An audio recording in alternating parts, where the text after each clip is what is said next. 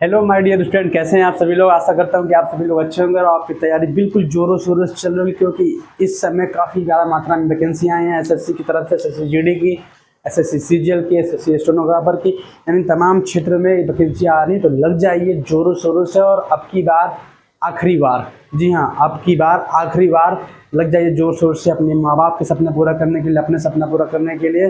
तो आज हम लोग पढ़ने वाले हैं मैथ का बहुत ही इम्पॉर्टेंट टॉपिक है, वो है कॉमन टेंजेंट लाइन, यानी उभयनिष्ठ स्पर्श रेखा। जी हाँ, वृत्तों में जब उभयनिष्ठ स्पर्श रेखा की लंबाई ज्ञात करने की बात आती है तब हम इसमें कई टाइप्स के बारे में चर्चा करते हैं। तो आज हम इस क्लास में दो टाइप के बारे में चर्चा करेंगे, जिसमें उभयनिष्ठ स्पर्श रेखा की मान कैसे निकाल। पहला टाइप आपका रहेगा कि जब दो वृत्त आपस में स्पर्श कर रहे हो परिधि से, जब दो वृत्त आपस में परिधि से स्पर्श करते हैं तो उसकी उभयनिष्ठ रेखा की लंबाई कैसे निकालते हैं ये सीखेंगे।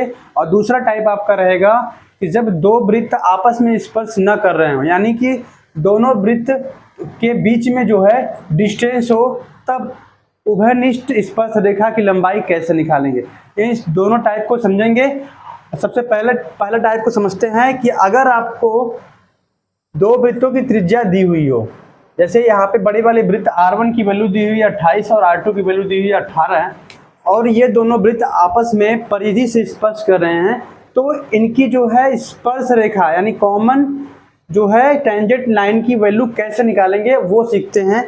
सबसे पहले हम क्या करेंगे, इनकी वैल्यू को नोट डाउन करेंगे। इनकी वैल्यू दी हुई है, पहली बात R1 यानी बड़ी वाली वृत्त को लिख लेंगे R1 28 सेंटीमीटर, और R2 की वैल्यू दी हुई है 18 सेंटीमीटर। बस सिंपल सा एक फार्मूला लगाना है, एक सिंपल सा कॉन्सेप्ट लगाना है और आपका आंसर फटाक से आ जाएगा, बिल्कुल सेकंडों में आंसर आ जाएगा। कैसे कि अगर आपको R1 और R2 की वैल्यू दी हुई है और AB की वैल्यू कह रहा है कि निकालिए, और किस कंडीशन में, जब दो वृत्त आपस में परिधि से स्पर्श कर रहे हो, तो क्या करेंगे आप, सबसे पहले करेंगे आप 2 इंटू अंडर रूट में R1 इंटू R2, यानी कि दो वृत्त दोनों त्रिज्याओं का गुणनफल। क्या फार्मूला लगेगा आपका, दोनों त्रिज्याओं का गुणनफल।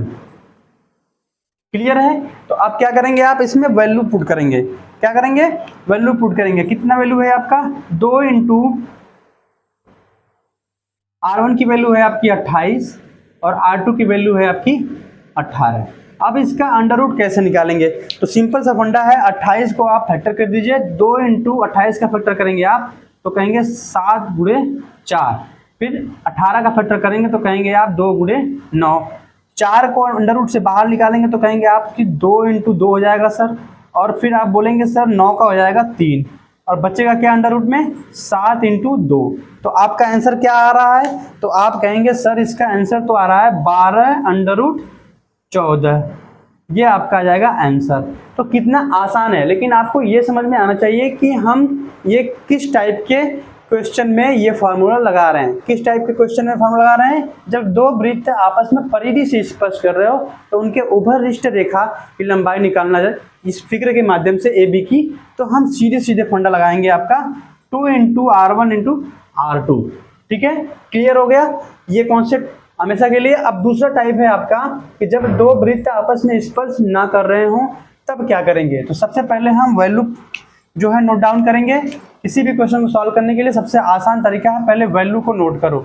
तो जो है O और O डैश, यानी कि छोटे वाले की वृत्त के केंद्र और बड़े वाले की वृत्त का केंद्र के बीच की दूरी, यानी 30 सेंटीमीटर वैल्यू आपका यहाँ पर दिया हुआ है। इसे हम आसान करने के लिए D मान लेंगे। ठीक है, और यहाँ पे आपका छोटे वाले को लिख लो R1 10 सेंटीमीटर, ये क्या है, त्रिज्या है पहले वाले की, और दूसरे वाले की क्या है R2, इसकी त्रिज्या कितना दी हुई है 16 सेंटीमीटर।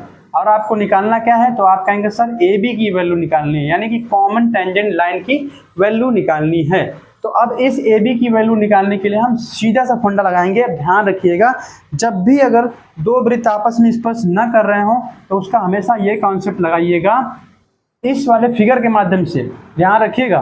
तो यहाँ पे D square minus under root में R1 माइनस R2, यहाँ पे एक बात ध्यान रखने वाली, R1 माइनस R2 हो या R2 माइनस R1 कोई फर्क नहीं पड़ता, बस जो वैल्यू बड़ा है उसे हम रख लेंगे, जो वैल्यू छोटा है उसे हटा देंगे उसमें से। तो यहाँ पे क्या करेंगे, D की वैल्यू आप कहेंगे सर 30 रखेंगे, और R1 की वैल्यू आप रखना हो तो R1 की वैल्यू आप रखेंगे 10 या R2 की वैल्यू कोई भी वैल्यू रखो 10 माइनस 16 आप कहेंगे 10 माइनस 16 क्यों कोई वैल्यू रखो क्योंकि यहाँ पे स्क्वायर भी है और कोई वैल्यू रख सकते हो आपका आंसर आएगा श्योरली आएगा। ठीक है, तो यहाँ पे आप कहेंगे सर 30 का स्क्वायर माइनस 6 का स्क्वायर।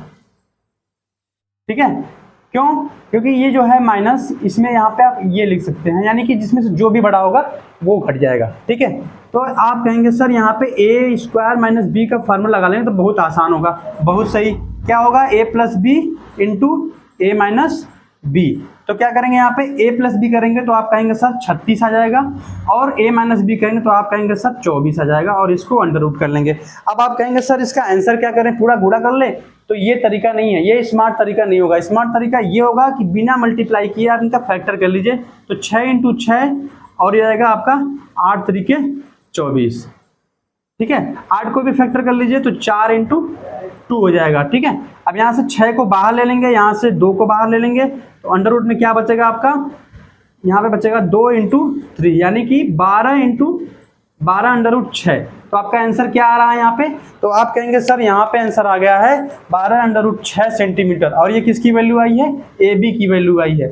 तो इस तरह से आपको ये कॉन्सेप्ट समझ में आ गया कि जब दो वृत्त आपस में स्पर्श न कर रहे हों तो उसमें जब वैल्यू दिया हो उसके लिए कौन सा फार्मूला लगाएंगे, कौन सा कॉन्सेप्ट यहाँ पर आएगा। तो बिल्कुल आसान कॉन्सेप्ट है कि A B equal to under root में डी का square minus R1 minus R2 का होल स्क्वायर। ठीक है, तो क्लास कैसी लगी, अगर क्लास अच्छी लगी हो तो क्लास को लाइक करिएगा और कॉन्सेप्ट समझ में आ गया हो तो चैनल को सब्सक्राइब जरूर कर लीजिएगा ताकि इसी तरह की आपको बेहतरीन क्लासें हमेशा मिलती रहे और आपकी तैयारी और भी बेहतरीन होती रहे। चलिए इसको आप जरूर नोट डाउन कर लीजिएगा और नेक्स्ट मिलेंगे हम अगली क्लास में नेक्स्ट टाइप लेके टाइप 3, टाइप 4, टाइप 5 इन सभी को भी हम पूरा क्लास को कवर करने वाले हैं नेक्स्ट क्लास में। तो इस तरह पढ़ाई करते रहिए, खुश रहिए, जय हिंद।